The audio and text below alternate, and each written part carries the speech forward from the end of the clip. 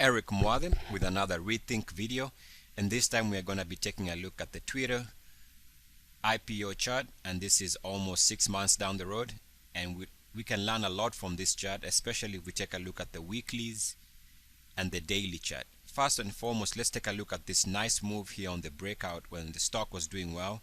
It had 2 weeks of rest. As you can see, it made an all-time weekly closing high on the second week of trading of a price of about $43, $44. Went down for 2 weeks, 1-2, which is the minimum requirement, and on the 4th week it broke out. Now it could have broken out on the 5th week, the 6th week, but the 4th week is the minimum, and you count the highest weekly close as your week number 1.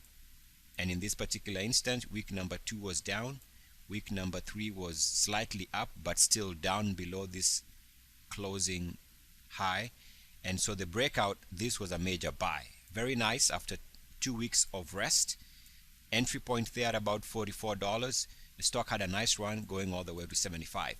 Now let's take a look at what happened to the stock since then. Now what happened is we went down for 1 week here, tried to move higher the next couple of weeks, and eventually broke down below that weekly closing low. This weekly closing low here of about 57.5.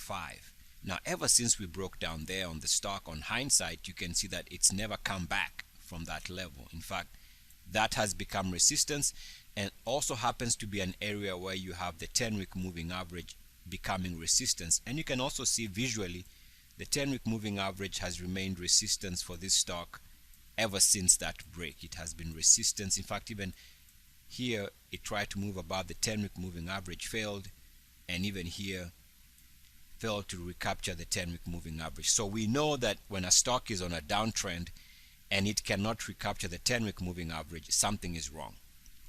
Now in this particular instance, I'm saying the 10-week moving average, even though I'm actually using the 8-week moving average. So you can use either the 10, the 8-week, or the 13-week, whichever you want. I typically use 8, 13, or 10, but they're all the same. As you can see, once the stock broke down here, the moving averages became resistance, whichever moving average you use. So that's one way we can see that the stock was not in favor. Also, we see that the stock has been making all-time weekly lows. Was a weekly low here, all-time weekly low below 50.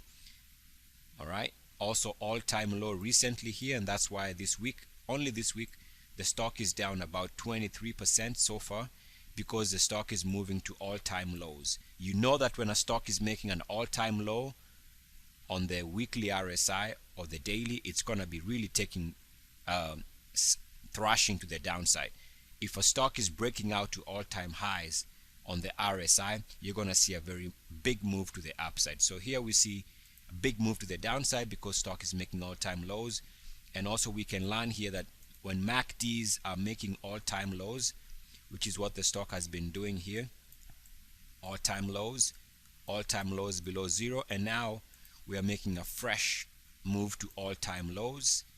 And on this one, I'm using my quickest MACD setting of 583. So 583, and you can see the main MACD here, or setting close to the main MACD.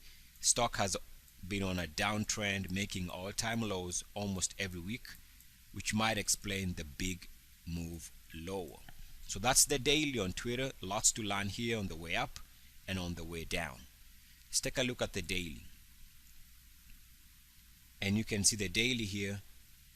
There was a nice breakout there about this daily closing high here, and so the stock formed a nice ball type formation, had a 1-day rest here, and took off. So small cup and handle formation there for an IPO, had a nice run. But now ever since we broke down this most recent trend here, take a look at this trend break right there. So this break here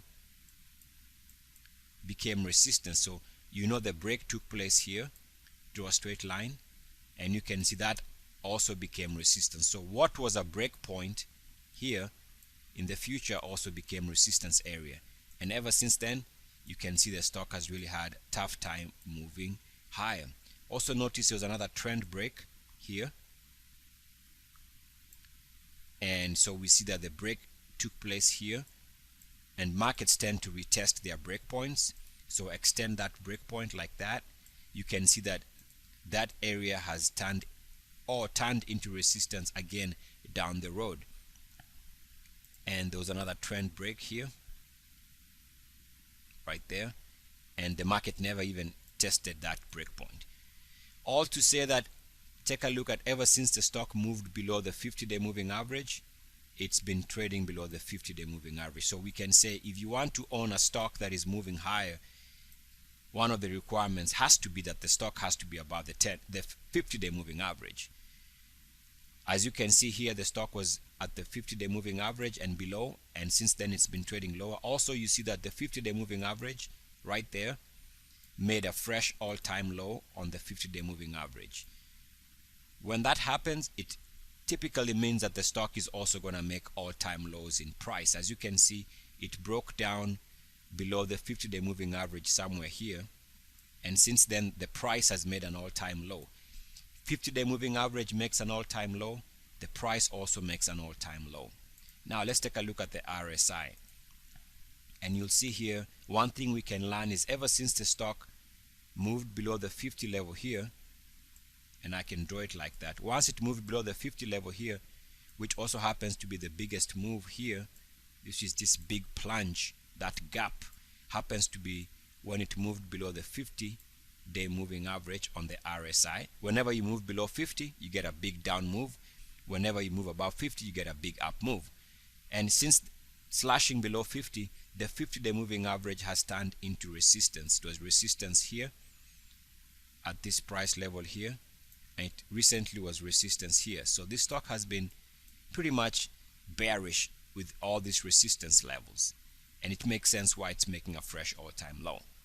Also, take a look at the MACDs. One thing I just want to show you is that the main MACD told you the stock was in trouble here when it moved to all-time lows, and also moved below 0 on the MACD setting. You can also see all-time lows in the MACD setting there, and also all-time lows in price here.